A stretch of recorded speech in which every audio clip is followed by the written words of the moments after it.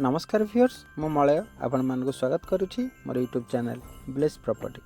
आज मु आपण मानक पई गोटे सुंदर प्लॉटिंग प्रोजेक्ट नहीं आसी हंसपालर बालियंता एरिया रे भारत गैस बैकसाइड एरिया रोची गवर्नमेंट रोड को लागिक प्रोजेक्ट रही। यार चारिपटे बहुत गुड़े प्लॉटिंग प्रोजेक्ट चली और 500 मीटर डिस्टेंस रे डुप्लेक्स अपार्टमेंट सब हो गलानी।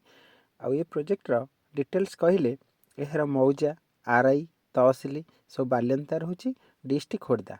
यह एक्सटेंशन बीडी एरिया रे आसुची घर बारी कन्वर्टेड लैंड रोची। टोटल एरिया देखिले 4 रु 5 एकर लैंड उपरे प्लॉटिंग होईची। एथिरु 50 रु 60 टा प्लॉट सेल ऑलरेडी होई गलानी। आ एबे न्यू प्लॉट 30 टा न्यू प्लॉट आसी।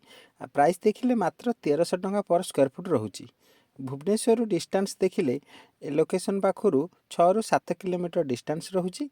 एथिरे आपण मिनिमम 1200 1500 2000 स्क्वायर फुट नहीं परिबे। इमिडिएट रजिस्ट्रेशन और इमिडिएट पोजीशन रोची।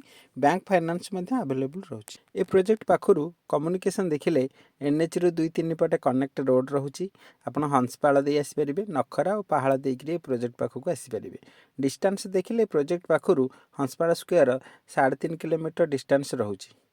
ए प्रोजेक्ट पाखरु आमे जदि एयरपोर्ट रेलवे स्टेशन कि कैपिटल हॉस्पिटल देखिबा ताहले 15 किलोमीटर भितर डिस्टेंस रहिबो। ए प्रोजेक्ट पाखरु मार्केट देखिले मात्र 300 मीटर डिस्टेंस रे गोटे नुआगा मार्केट कॉम्प्लेक्स रही। 1 किलोमीटर भितर आपनकर साइपन छक आसीबो। 2 किलोमीटर भितर बालियंता बाजार रहउची। 3 किलोमीटर भितर आपनकर सिंफनी मॉल रहउची हंसपाल स्क्वायर पाखरे। और 4-5 किलोमीटर भितर आपनकर पलाशुणी रसुलगढ़ सब रहिबो।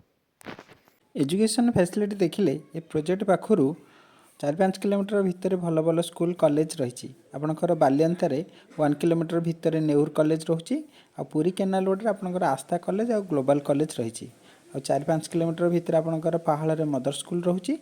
और आपनकर रंग बाजार रे बीजेएम स्कूल रोची। और 6 किलोमीटर भितर नखर रे डीपीएस दिल्ली पब्लिक स्कूल रही। ए प्रोजेक्ट पाखरु मेडिकल फैसिलिटी देखिले मात्र 500 मीटर डिस्टेंस रे स्वस्तिक हॉस्पिटल गोटे रही। आपणकर कुशगाड़िया गोटे गवर्नमेंट हॉस्पिटल रही। आपणकर 4 किलोमीटर भितर हाईटेक हॉस्पिटल रही। 5 किलोमीटर भितर नखर सम 2 हॉस्पिटल एबे नुआ स्टार्ट होईची। तो आपन को मेडिकल पाई कोनोसी इश्यू आसीबो नै। सो फ्रेंड्स जदि आपन को मोर वीडियोटी भल लागि तेबे लाइक करंतु। एमती भल भल प्रोजेक्ट देखिया पाई मो चैनल टी को सब्सक्राइब करिवा पाई जमा भी भूलंतु नै। Thank you so much.